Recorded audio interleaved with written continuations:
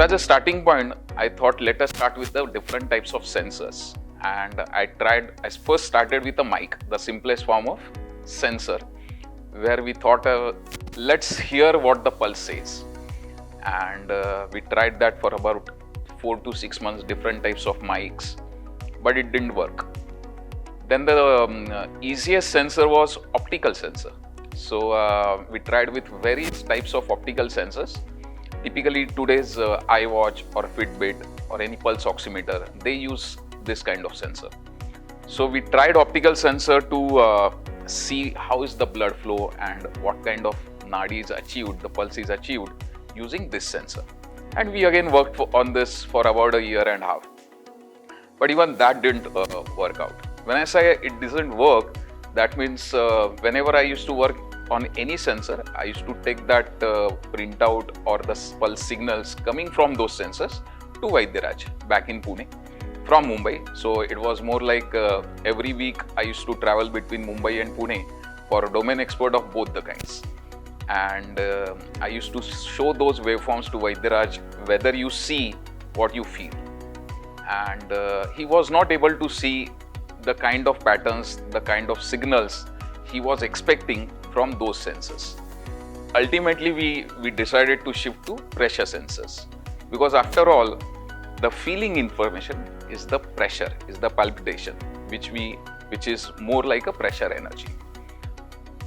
It's the hardest type of sensor to use, but ultimately that worked. Again, we started with capacitive sensor, pressure sensor, different types of sensors, and we were working on this particular thing for long, so we knew which pressure range will actually work on this, and which was very minute. So choosing of the sensor, choosing of the methodology to actually sense that minute pressure, which a typical Vaidya will sense using his yoga abhyas, concentration level, experience level, and so on, it was difficult.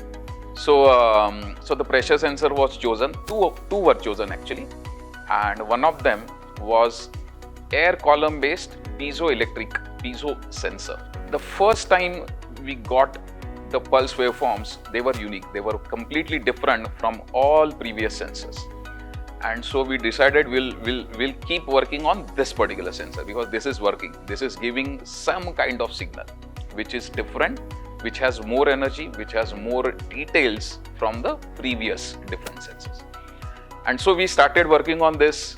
Because it was an air column sensor, we had to introduce air column between the sensor and the skin on the wrist, where the sensor has to be kept.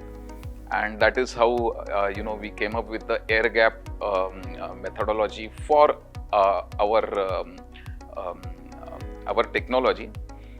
And that's how we came up with the air gap kind of methodology for our sensor. And ultimately that got patented. So I still remember that day when, using this particular sensor and this particular air gap, I collected a signal and went to Pune, showed that to Vaidyaraj. And just by looking at the signal, just looking at the waveform, the printout, he was able to say, this is a female pulse. This pulse is between of the female, of course, is between, the age is between 25 to 30. This particular girl is having chest pain. That chest pain is because of the gases, and please ask her to do so and so. So that's how detailed he was, just by looking at that particular pulse waveform. And that was basically the eureka moment, that we have found the sensor, we have got the technology right. And of course, we did such experiments multiple times, and we were confirmed that this sensor works, this methodology works, this tech works, and let us work on this.